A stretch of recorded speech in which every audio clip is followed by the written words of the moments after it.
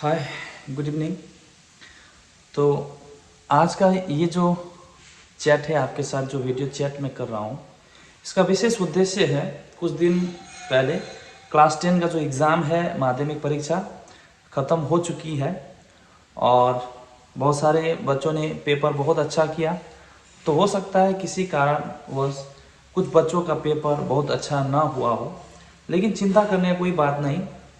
आप लोगों ने जिस तरह से आप लोगों ने मेहनत किया है साल भर, मैंने देखा है आप लोगों ने बहुत ही ज़्यादा मेहनत किया है। और इस बार मैं अपने स्कूल में 10वीं कक्षा की जो रिजल्ट है, कुछ अच्छा मैं उम्मीद कर रहा हूँ। और इसमें कोई संदेह नहीं, इस बार का जो रिजल्ट है, माध्यमिक परीक्षा की जो रिजल्ट है, वो बहुत ही अच्छा होने वाला है। तो एक दो पेपर को छोड़कर बाकी पेपर मॉडरेट पेपर थी। मैंने सब्जेक्ट बहुत सारे विषय के शिक्षकों के साथ मैंने बातचीत किया, तो उन्होंने कहा कि पेपर मॉडरेट थी, पेपर उतना जटिल नहीं थी। केवल एक दो विषय जैसे कि मैथमेटिक्स और फिजिक्स के जो दो विषय थे, दो विषय के जो पेपर थे, तुलनात्मक दृष्टि से अन्य विषयों से थोड़ा जटिल प्रश्न आए थे। लेकिन ऐसा होता ही है, प्रत्येक साल फिजिकल साइंस और मैथमेटिक्स का जो पेपर होता है कुछ जटिल होता ही है अपेक्षाकृत। तो ज़्यादा डरने का कोई बात नहीं है। आप लोगों ने कुछ लिखने का कोशिश किया होगा, आप लोगों ने पेपर को ऐसे ही वाइट पेपर आप लोगों ने जमा नहीं किया होगा, मुझे पूरी तरह से उम्मीद है। क्योंकि आप लोगों ने साल भर आप लोगों ने पढ़ाई किया था, आप लोगों को अच्छा खासा आप लोगों का जो कंसेप्ट है प्रत्येक टॉपिक को लेकर आप लोगों ने बना लिया था। तो मेरे स्कूल के जितने भी विषय के शिक्षक हैं सभी को मैं धन्यवाद देना चाहता हूँ। आप लोगों ने साल भर आप लोगों ने मेहनत किया और विद्यार्थियों को परीक्षा देने का लायक आप लोगों ने बनाया है। और परीक्षा ख़त्म होने के बाद का जो सिचुएशन है उसके ऊपर मैं कुछ बातें मैं करना चाहता हूँ। और साथ ही साथ क्लास 12 का जो परीक्षा है कल से शुरू हो रही है, उसके ऊपर भी मैं कुछ बातें इस वीडियो चैट के माध्यम से आप लोगों तक मैं पहुँचाना चाहता हूँ। और क्लास 10 का एग्ज़ाम ख़त्म हो चुका है, तो अब मैं आप लोगों को कुछ बातें बताना चाहता हूँ। अक्सर क्लास 10 की जो माध्यमिक परीक्षा है समाप्त होने के बाद बच्चों में कुछ उलझन आना शुरू हो जाता है कि अब क्या करें। क्योंकि साल भर इन लोगों बच्चों ने काफ़ी पढ़ाई किया है, मेहनत किया है, पढ़ाई के प्रति एक तरह से हैबिचुएट हो चुके हैं कि सुबह हो गया उसके बाद शाम हो गया, पढ़ने के लिए बैठना, रात भर पढ़ना, दिन भर पढ़ना। तो अब जो रूटीन लाइफ है उनका पूरी तरह से चेंज हो जाता है। तो ऐसे परिस्थिति में अभी फ़िलहाल अभी ये जो टाइम है इसे ब्रेकिंग टाइम के नाम से जाना जाता है। तो ये जो समय है, इस समय में अभी आपको फ़िलहाल बैठ के जो परीक्षा आप लोगों ने लिखा है उसके ऊपर केवल फोकस नहीं करना है। कुछ दिन आप पूरी तरह से चिल हो के आप मस्ती करो, ठीक, अपने दोस्तों के साथ घूमो, इधर उधर जाओ, अगर हो सके तो शादी में जाओ, कुछ रिक्रिएशन करो, कुछ गेम स्पोर्ट्स खेलो, ठीक है, ताकि वो जो एग्ज़ाम के कारण आप लोगों में जो पूरी तरह से जो टायर्डनेस आया है, जो थकान आई है, वो पूरी तरह से मिट जाए। एक तरह से आप इस तरह से मस्ती करो कि मानो कि आप को अपने विषय से संबंधित जितनी भी जानकारी है कुछ दिन के लिए आप पूरी तरह से भुला दो उसको।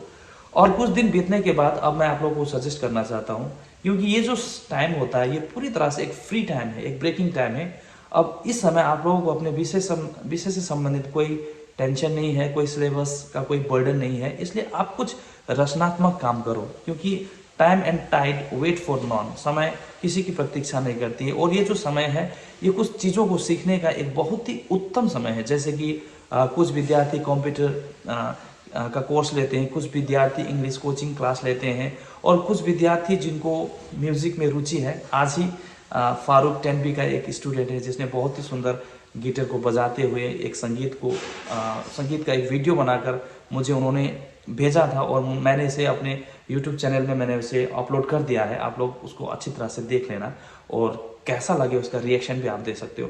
तो अच्छा लगता है जब मेरे विद्यार्थी इस तरह से कुछ अतिरिक्त एक्स्ट्रा कैरिकुलर एक्टिविटीज़ को जब सीखते हैं, सीखने में रुचि देते हैं, तो इस तरह की चीज़ों को देखकर बहुत खुशी होती है। क्योंकि केवल पढ़ना ही हमारा जीवन का उद्देश्य नहीं है, पढ़ाई के साथ साथ हमें बहुत सारे एडिशनल कामों में भी हमें शामिल होना होगा, हमें बहुत सारी चीज़ों को सीखना होगा। अगर यूँ कहें तो हमें ऑलराउंड डेवलपमेंट की ओर हमें ध्यान देना होगा। अब सभी चीज़ों पर 100% फोकस करना, सभी चीज़ों पर 100% रिजल्ट लाना, परफेक्शन लाना, ये संभव नहीं है। एक चीज़ है जिसके ऊपर हमें विशेष रुचि होती है और जो जिस चीज़ को लेके हम अपना करियर बनाना चाहते हैं उसके ऊपर हमें ज़्यादा टाइम, अतिरिक्त ज़्यादा मेजोरिटी ऑफ टाइम हमें फोकस करना होगा। उसके साथ साथ कुछ ऐसे चीज़ें हैं जो एक्सटर्नल चीज़ें हैं जिनके ऊपर भी अगर हमारे भीतर कोई इंटरेस्ट है तो ऐसे चीज़ों पर भी फोकस करना होगा। तो देखिए, मेरा मेन विषय था कि क्लास 10 के बाद क्या किया जाए, ठीक है। तो क्लास 10 के बाद अभी अगर कोई कंप्यूटर सीखना चाहे तो कर सकते हो, कोई इंग्लिश कोचिंग करना चाहते हो तो आप कर सकते हो, लेकिन कुछ सीखना है, क्योंकि कोई ऐसा विद्यार्थी है जो पूरी तरह से एक रंग कंसेप्ट को ये डेवलप कर लेता है कि ऐसे विद्यार्थी सोचते हैं कि ना अब तो फ्री ये टाइम है, ये फ्री टाइम में हम मस्ती करेंगे केवल। देखो, लाइफ में कभी भी समय पूरी तरह से 100% मस्ती करने के लिए समय नहीं होता है। कुछ कुछ सीखते हुए अपने जीवन में हमें अपना समय को स्पेंड करना है। इसलिए केवल मस्ती करेंगे और कुछ नहीं सीखेंगे तो इसका खामियाजा हमें बाद के समय में हमें भुगतना पड़ सकता है। इसलिए कुछ ना कुछ आप लोग करो, क्योंकि अगर इंग्लिश स्पोकन में ध्यान दोगे, कंप्यूटर नॉलेज में अगर आप ध्यान दोगे, तो अभी फिलहाल आप विषयगत चीज़ों को लेकर आपके दिमाग में कोई टेंशन नहीं है। तो ऐसे समय में अगर कोई नया चीज़ को अगर आप सीखने के लिए समय दोगे तो उस चीज़ के ऊपर 100% आपका फोकस होगा, जिसके कारण उस चीज़ को सीखने की जो प्रक्रिया है और उसका जो रिजल्ट है आपको बहुत अच्छा, एक 100% आपको रिजल्ट मिल सकता है। और इसलिए आप लोग कुछ समय, अपना जो समय है केवल मस्ती करने के लिए नहीं बल्कि कुछ विशेष चीज़ों पर जो कि हमारे जीवन के निर्माण के लिए ज़रूरी है। आज की डेट में कंप्यूटर नॉलेज के बिना हम बहुत कुछ नहीं कर पाते हैं। आज का युग कंप्यूटर युग के नाम से जाना जाता है, इसलिए कंप्यूटर के ऊपर हमें फोकस करना होगा, इंग्लिश स्पोकन के ऊपर ध्यान देना होगा, क्योंकि हम लोग हिंदी मीडियम के विद्यार्थी है। हमारी जो इंग्लिश है, इंग्लिश मीडियम के बच्चों की तुलना में हम कमज़ोर है। इसलिए हमें बेसिक इंग्लिश एजुकेशन के ऊपर ध्यान देना होगा, ताकि क्लास 10 की पढ़ाई करने के बाद जब एचएस की पढ़ाई करने के लिए हम जाते हैं तो उस समय इंग्लिश जो है काफ़ी टफ होती है। तो अगर हम इस तरह की ब्रेकिंग टाइम में हम कर लेंगे तो शायद हमें एचएस में जाकर इंग्लिश के लिए उतनी बड़ी असुविधाओं को, बाधा को हमें झेलना नहीं पड़ेगा। इसलिए इंग्लिश के ऊपर आप फोकस करो और साथ ही साथ जनरल नॉलेज के ऊपर भी फोकस करो। बहुत सारे ऐसे छात्र हैं जिनकी आर्थिक स्थिति उतनी अच्छी नहीं है, इसलिए अब नौकरी के लिए अप्लाई करना चाहते हैं। ऐसे विद्यार्थी अपने पास जनरल नॉलेज का किताब रखे और समय समय पर निकाल कर जनरल नॉलेज से संबंधित बहुत सारे बातों को आप सीखो। आर्ट्स के विद्यार्थी हो, इसका अर्थ ये नहीं कि आप मैथमेटिक्स के ऊपर बिल्कुल ध्यान नहीं दोगे, ऐसा नहीं।